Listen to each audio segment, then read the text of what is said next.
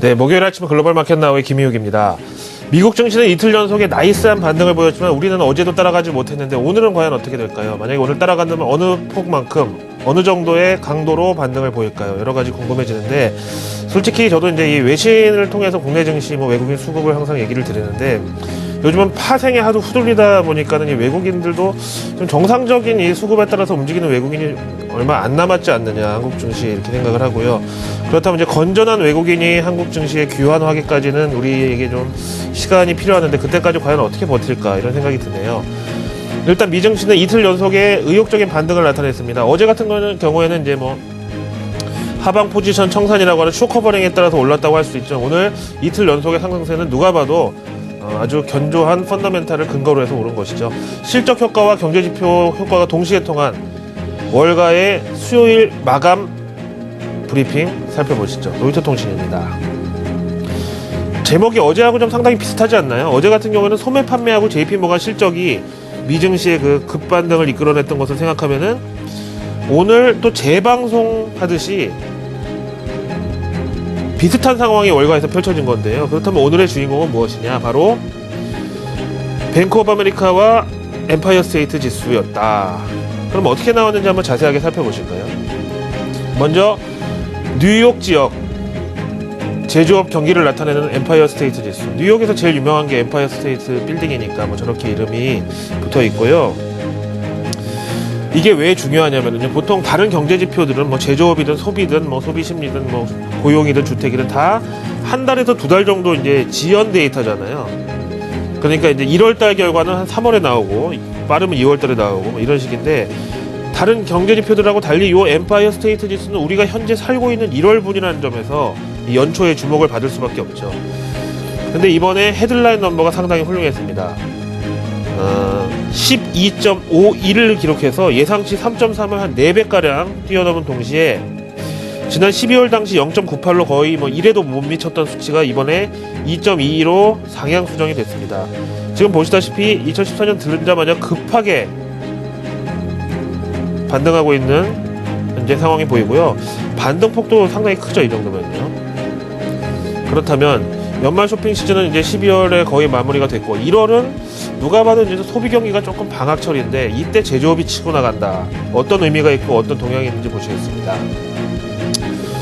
세부 항목별로 준비했는데요.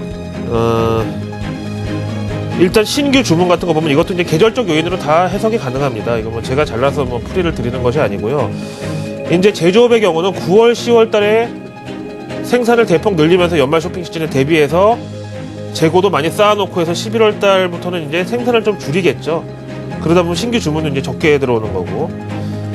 그래서 12월 달에 신규 주문이 마이너스 1.69인 것까지 이해가 되는데 바로 한 달 만에 10.98로 급등을 해버렸다. 비슷한 맥락에서요. 미추라 주문량도 12월엔 당연히 이때는 물건을 찍어내고 만드는 시기가 아니라 만들어 놓은 거를 잘 창고 밖으로 내보내가지고 판매하게 이 동향을 지켜보는 이런 시기인데, 당연히 미추라 주문도 마이너스 24.1이었던 게 12월이었는데 거의 마이너스 폭이 거의 다 이제 소진됐고요. 재고 같은 경우에는 오히려 플러스로 이번에 턴을 했습니다. 거기다가 진짜로 반가운 거는 이 종업원 수가 역시 12월에는 괜히 연말 보너스 줘야 되는데 이때 생산량 늘릴 것도 아니면은 굳이 채용을 늘릴 필요가 없겠다라고 생각하는 게 당연하겠죠. 고용주의 입장에서. 근데 0.00에서 이번에 다시 12.2로 상당히 큰 폭의 역시 상승을 보였습니다. 어느 항목을 봐도요. 진짜 올해 연초부터 이런 거 보니까 미국의 제조업 경기는 진짜 뭔가 살아나려나 보다 이런 느낌이 강하게 들죠. 여기에 대한 전문가 의견 들어보실게요. BNP 파리바입니다. 오늘 엠파이어 스테이트 지수는 미국 제조업 낙관론에 확신을 더해주는 아주 좋은 결과였고, 새해 첫 결과치고는 상당히 강한 인상을 심어줬다. 이는 최근 제조업 경기의 개선 추세가 연말에 딱 끊길 수도 있었잖아요. 앞에서 보신 대로. 근데 연말에 끊기지 않고 1월로 바로 연장됐다는 점에서 의미가 있었다는 분석입니다. 일단은요, 이 결과, 엠파이어 스테이트 지수 결과로만 봤을 때는 미국 제조업은 연말에 원래 이제 재고 소진 과정과 함께 잠깐 동안의 방학을 지나는 게 당연한 거고요. 이렇게 1월부터 바로 다시 시동이 걸린 것을 확인해 봤을 때 이게 이제 지난 3분기 같은 경우는 GDP 성장률 대부분이 재고 증가로 이어졌기 때문에 만약에 이 재고가 소진이 안 되면은 다시 마이너스 요인이라고 했지만 보시다시피 재고는 아주 원활하게 소진이 됐고요. 이제 그런 차원에서 1월 엠파이어 스테이트 지수가 갖는 의미는 1분기 GDP 기대감, 그리고 연말 쇼핑 시즌 특수를 커버하기 위해서 한시적으로 왜 유통업체 이런 데들 임시직으로 고용 많이 했는데 그게 이제 12월 달에 거의 다 정리가 되고 해고가 될 거 아니겠어요? 이렇게 해서 임시직 연말 쇼핑 시즌 특수 일자리가 사라지더라도 제조업 고용이 이거를 커버해 줄 수 있겠구나라는 여러 가지 기대감을 몰고 오죠. 자, 다음에 뱅크 오브 아메리카 실적도 보시겠습니다. 오늘 쌍두마차 중에 왼쪽 좌청룡이라고 보면 되겠죠. 우베코너 앞에서 보신 엠파이어 스테이트 지수였고요.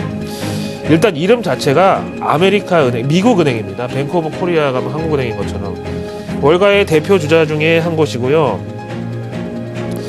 이제 어제 JP모간 체이스 실적 나왔고 웰스파고도 다 양호하게 나왔는데 오늘 이제 이어서 뱅크 오브 아메리카까지 당연히 금융주가 갖는 시장에서 영향력이라고 한다면은 경기 민감주의 성격은 물론이고요. 이제 지금 시점에서 뭘 판단해 봐야 되냐면은 지난 금융위기 이후에 미 금융사들의 체력이 얼만큼 보강이 됐느냐. 그래서 이 금융사들의 체력이 보강이 돼야 이제 유통 단계로 보면 여기가 이제 중간 도매상 같은 역할을 하잖아요. 돈을 자기네들이 갖고 이제 시중에 풀어줄 것이냐 말 것이냐. 그리고 미국 경제 전반에 있어서 이제 심장의 역할을 한다는 거죠. 이게 힘차게 펌프질을 해가지고 혈액하고 산소를 곳곳에 막 다 부족함이 없이 공급을 해줘야 되는데 그러기 위해서 얼만큼의 체력이 확보됐나 이제 보는 건데요. 결과는요. 헤드라인 기준으로 매출이 214억 9천만 달러. 그 다음에 EPS 기준으로 주당 29센트 순이익이 나왔습니다. 그래서 전문가 예상치를 보시다시피 근소하긴 하지만 어쨌든 예상치를 뛰어넘은 실적 호조가 맞긴 맞다라는 거죠. 근데 또 어제하고 똑같은 게요. 어제 이제 웰스파고도 그랬고 JP모간 체이스도 그랬는데 여기 뱅크 오브 아메리카 역시도 또 모기지 비즈니스 매출이 전년 동기에 대비해서 46% 감소를 기록한 건데요. 이제 이거는 모기지 금리를 보면서 말씀을 드려볼게요. 프레디 맥에서 이제 가장 일반적인 미국의 대출 상품은 30년 만기 모기지거든요.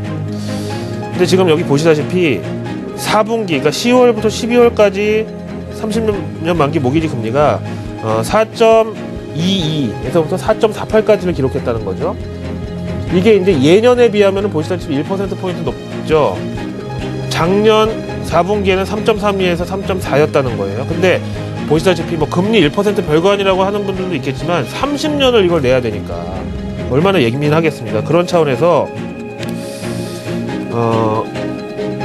12월 연준 테이퍼 이전에 먼저 좀 급등한 모기지 금리가 수요 감소로 이어졌다는 증거가 이제 됐고요. 이것도 역시 이제 연준 테이퍼가 리파이낸싱하고 신규 대출에 미치는 영향이 정말로 금융사 실적에서 나왔구나라는 점에서 연준이 이제 테이퍼를 실시하는 데서 조금 더 조심해야 된다라는 아주 간접적인 이런 뭔가 이 메시지가 됐다고 볼 수 있죠. 그래서 이제 결국은 뱅크 오브 아메리카 실적에도 테이퍼에 대한 약간의 그 적색 신호까지는 아니지만 황색 신호 정도 이제 이런 게 됐다는 점에서 어제하고 똑같죠. 금융주의 실적이 좋은 건 무조건 시장의 호재지만 여기다가 또 테이퍼를 저렇게 금융주 실적에 영향을 줄 만한 요소가 정말로 현실에서 확인이 됐다는 거, 수치상으로요. 요것도 이제 친시장적이었다고 봐야 되겠죠. 전문가 평가 들어볼게요. JP모간 펀드. 지금까지 미 금융주들의 실적, 비록 주요 금융사 3개 나왔지만 모두 합격점이었다. 이거는 미증시 조정에 마침표를 찍어버린 가장 직접적인 재료로 작용했다. 부럽죠? 최근에 미국 경제지표 방향성이 일제히 우상향인 만큼 지난 금요일 나왔던 고용지표의 이변, 이거는 이미 희석이 됐고 1월 효과의 가장 전형적인 재료가 바로 새해 경제 낙관론인데 이런 차원에서 오늘 건전한 매수세를 불러들였다 라는 거죠. 자, 이제 테이퍼 얘기 나왔고 연준 얘기 나온 김에 오늘 발표된 베이지북을 보시겠습니다.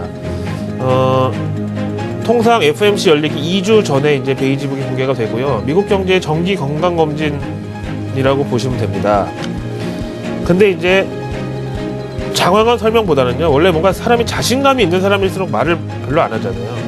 이 자신이 없는 사람이 이런저런 얘기를 많이 하는 건데, 여기서도 보시다시피 미국 경제의 회복세 12개 전 지역 중에 12개 중에 9개, 그러니까 거의 대부분의 지역이 경기 확장 추세가 어땠다? 마더리 페이스였다. 상당히 견조하고 완만한 추세가 유지가 됐다. 아주 심플하죠. 그런 만큼 이제 뭐 이견이 없을 것으로 믿는다. 뭐 이렇게 이제 연준이 보는 거고요. 이제 조금 이게 헷갈릴 때는 어떻게 했었냐면 마디스 투 마드릿이라는 표현도 나왔었잖아요, 예전에. 그래서 이렇게 좀 구간을 뒀던 그런 거에 비하면 지금 표현은 좀 좋은 거다. 마디스는 사람에다 쓰면 약간 좀 소심한 사람, 좀 너무 좀 A형, 트리플 A형 이런 사람을 마디스라고 하기도 하는데, 그러니까 미온적인 회복세를 표시하는 저런 기존의 표현보다는 이번 게 그냥 마드리 페이스라고 한 게 더 긍정적이었다는 거죠. 그래서 일단 이번 FOMC에서 물론 이제 경제 회복세에 대한 자신감을 저렇게 또 한번 피력했으니까 테이퍼가 100억 달러 추가될지도 모른다는 이제 약간의 불안감도 있긴 하지만 지금 현재 미국 증시는 그나마 악재에 좀 둔감하고 싶고 호재에 민감하고 싶다. 1월부터 제조업 지표가 저렇게 불이 붙고 있는데 지금이라도 빨리 주식 들어야 되겠다. 이런 게 지배를 했다는 거죠. 그것도 역시 부럽기 짝이 없습니다. 단신 보시죠. 인도발 뉴스인데요. 우리나라의 태양광 관련주 가지고 계신 개인 투자분들 많은데요. 요즘에 OCI 같은 진짜 개인의 정말 그 한이 서려 있는 종목들은 좀 반등을 하고 있긴 한데 이번에는 인도에서요. 세계 최대 규모 태양광 설비를 건설 중이라는 얘기가 나와서 너무 반가워가지고 읽어보다 보니까 두 번째 줄에 바로 이렇게 하지만 주로 저가의 중국산 제품을 사용하는 것으로 언급이 되고 있습니다. 아쉽긴 하지만은 그래도 저렇게 이제 태양광 업황이 계속 확대되면서 폴리실리콘 가격은 이제 뭐 회복 시그널이 자명해 보인다고 봐도 나쁘지 않겠습니다. 자, 오늘 다 호재, 좋은 소식, 긍정적인 소식 일색인데요. 요거 하나는 좀 분위기를 해치지 않는다는 한도 내에서 보고 가겠습니다. 발틱 운임 지수 잘 아시죠? 우리나라 뭐 운송, 해운 등등 이제 이 BDI 지수라고 해서 이제 여기에 관심을 많이 갖고 있는데 왜 새해 첫 2주 동안의 흐름이 30년의 최저였다? 이런 걸 보여주셨는데 지금 다시 화면 보시면은요.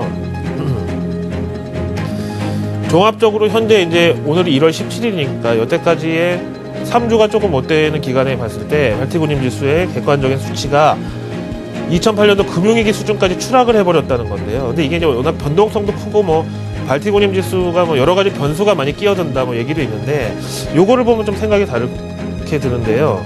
이제 G10 글로벌 주요 경제국 10개 국가의 이제 매크로 지표하고 발틱 운임 지수가 지금까지는 턴어라운드도 같이 했고 그 다음에 상승 추세 연장도 비슷하게 왔는데 발틱 운임 지수가 이따만큼 여기서 꺾여버리면서 이게 하방 압력을 받을 것이냐 아니면 이게 내가 갑자기 왜 이러지 반등하면서 맞춰줄 것이냐 요게 좀 걱정이 되고요. 일단은 이제 발틱 운임 지수의 최근 이런 뭐 기행 이거는 중국 제조업이나 수출 그리고 상품 시장하고 좀 연관이 있고 민감도가 그쪽에 더 크다고 볼 수 있지만 우리한테 있어서 좀 이것도 체크해봐야 될 이슈 중에 하나로 보겠습니다. 풍선 효과라 그래가지고요. 저렇게 대표적인 지수 하나가 콱 놀리면 어디 이상한 데가 부풀어 오르거나 좀 이런 부작용이 있을 때가 있거든요. 자, 마지막으로 10년물 국채금리 그 다음에 환율 이런 거 보고 마치겠습니다.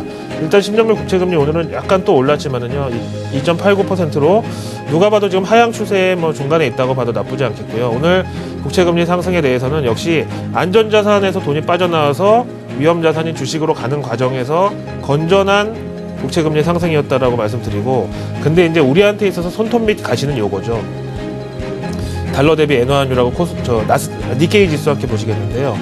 이 니케이 토트5 지수가 뭐 이번 주만 해도 달러엔 환율이 한 발짝 물러서면은 이거는 한 5발자국 물러서고 뭐 이런 식으로 과장이 많이 되고 있는데 이거는 뭐 비단 최근의 흐름만은 아니고요. 뭐 지난 연도에 보시면은 달러 대비 엔화 환율이 조금 오르면 이거 많이 오르고 조금 떨어지면 팍 떨어지고 뭐 이런 식으로 좀 과장된 흐름이 나타났었는데 일단 오늘 일본 증시에서도 우리가 달러 대비 엔화 환율에 대한 니케이 토트5 지수의 민감도 그리고 여기에 따른 우리나라 코스피 지수 외국인의 이제 흐름을 보셔야 되겠는데 이런 걸 다 보고 나서도 좀 보람이 없어지는 게요. MSCI 한국 지수 보시면 미국 증시 저렇게 이틀 연속에 반등했는데 이거는 오히려 오늘 어제 0.6% 올랐다고 그걸 또 조정을 받았습니다. 그래서 일단 외국인들이 한국 주식을 지금 왜 찾지 않는지 한국 주식의 매력 발산이 왜 안 되고 있는지 특히 외국인한테 왜 안 통하는지에 대해서는 계속 좀 생각을 해봐야 될 것 같고요.